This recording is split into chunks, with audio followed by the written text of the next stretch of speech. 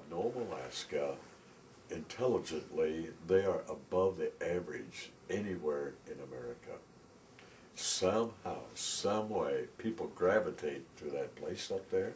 They love it. It's something new. It's the last frontier, and all the rest of it.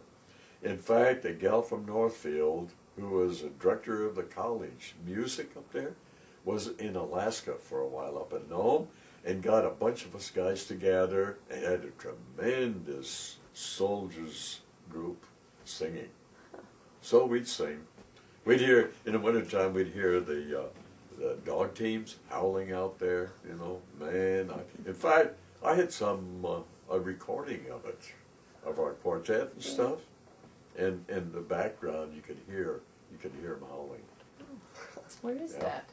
I don't know if I can even find it. You know, I hit it about 65 years ago. Is it on a reel-to-reel? Yeah, yeah.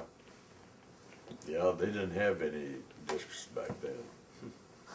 Yeah, and that's Alaska. And I forgot to tell you, the first thing, after we began to being established up at Nome, boy, at the beginning, before anything happened, I was told by the clerk that the commanding officer of that base wanted to see me. And I had just gotten there, you know, what was I, a private? I said, what? You know, I was scared. I couldn't figure out why would he want to see me. And he wanted to see me out in the tundra, away from everybody. And the clerk could not tell anybody that. And the clerk did not know why. He knew nothing why he wanted to see me out in the tundra. But you know, that morning I tried to comb my hair. I had a lot more hair then. I combed my hair good, you know, and all.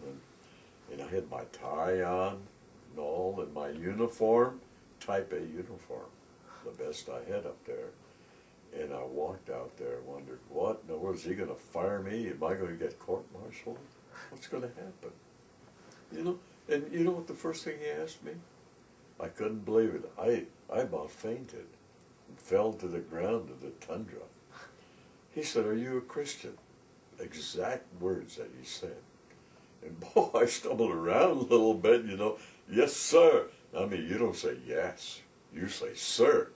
Or you get, you know, you get KP or whatever. I said, yes, sir.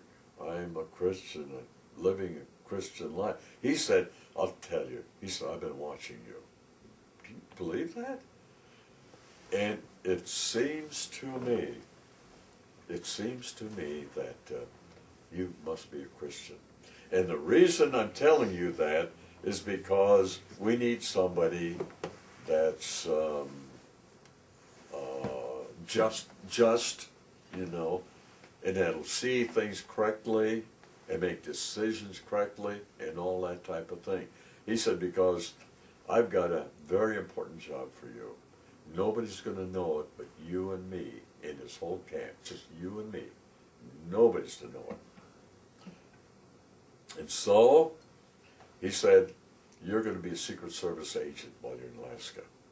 Every week, you got to type out a letter and give to me. I got to get it. But you can't let anybody know, and you can't let anybody see it. I don't have a typewriter. Boy, I got busy. You know what I found? I found a typewriter that was broken, cast iron, and I took it to our shop we had over there, and I welded that stupid, I mean, that's hard to weld. I welded the whole thing together, and I began to practice. We didn't have any electricity there, nothing at all. So I had a candle in the Quonset tent with about 12 guys living there next to each other, you know. And there I was with that light and that typewriter, you know, and I was learning how to type. I was typing because I had it. He thought that I should type a letter out. So I did. And I wrote the commanding officer a letter every week. And I still know, I'd like to go back up there and see if I can find that stone where I put it under, where he would find it, you know. And so, because it was dangerous, because some of the things that I would say, if the guys knew it, they shoot me. You know, like transferring them, stuff. I had one guy transferred, nothing but a troublemaker, you know.